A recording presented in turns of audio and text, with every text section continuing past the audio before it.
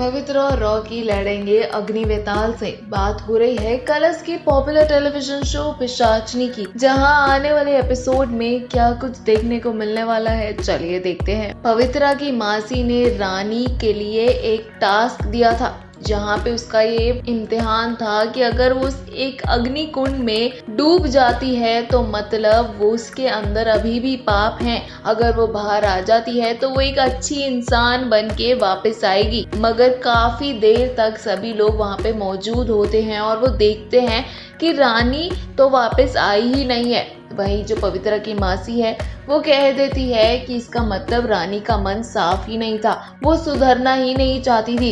वही जो शिखा है उसकी शक्ल बन जाती है। क्योंकि वो चाहती थी कि रानी उसका जो बदला है पवित्रा से वो पूरा करने वापस आए, क्योंकि वो पवित्रा को जान से मारना चाहती है और चाहती है कि उस वीर को उसने मारा है उसका बदला पूरा हो जाए। मगर जो शिखा है वो जानती ही नहीं है उस बात का सच क्या है। वही जब सभी लोग वापस जाने लगते हैं तो उन्हें ना बहुत अजीब सा लगता है, जहाँ पे शिखा और बाकी सभी लोग मौजूद होते हैं उनके साथ पर। मगर शिखा को अभी भी लग रहा है कि रानी वापस आएगी। मगर जो मासी है पवित्रा की वो कह देती है कि अब रानी वापस नहीं आएगी। मगर रानी जो है वो बहुत ही चालाक पिशाचनी होती है, जहाँ पे वो अपने बच्चे को भी साथ ले गई थी, जिस वजह से पवित्रा को भी काफी टेंशन हो रही थी उस बच्चे के बारे में। मगर अब सभी का ध्यान भटकाकर सभी लोग वापस जैसे ही जाने लगते हैं तो एक रास्ते पे आते हैं, जहाँ पे वो रास्ता पवित्रा की मासी को अजीब लगता है, जहाँ वो कहती है कि चलिए एक बारी इस पर चलकर देखते हैं। जब पवित्रा और रॉकी उस जगह पे जाते हैं तो देखते हैं कुछ लाशें पड़ी हैं, और वो लाशें और किसी की नहीं, वो होती हैं अग्निवेताल की, जो इंसान का खून सूंघते ही उनके पास आने लगते हैं और उन पर हमला करने लगते हैं। ऐसे ही धीरे धीरे और लोग आ जाते हैं जो अग्निवेताल होते हैं, पूरे राजपूत परिवार पर हमला करने की कोशिश करते हैं, जहाँ सभी के पास हथियार होते हैं और जो होते हैं अग्निवेताल उनको मारने की कोशिश करते हैं। वहीं दूसरी तरफ सपना और जो सुधाकर है, जो रॉकी के मम्मी पापा हैं, वो घर में है,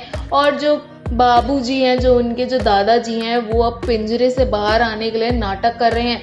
जो कि नाटक ये किया और सुधाकर ने उनका पिंजरा खोल भी दिया, जो उन दोनों पर एक दबाव बना दिया कि तुम लोग मेरी बात मानो, तुम भी पिशाच बन जाओ। कैसे तक से सुधाकर ने उन पे गंगा जल छिड़का और वो वहां से बाहर आ गया।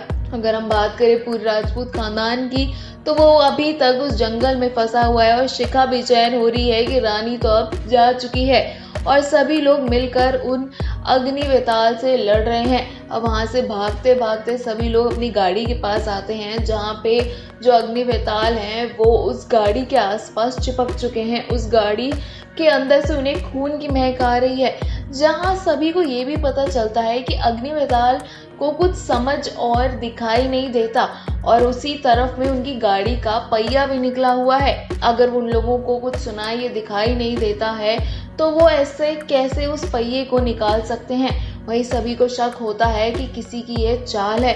अब लगने लगा है कि क्या रानी वापस आ सकती है।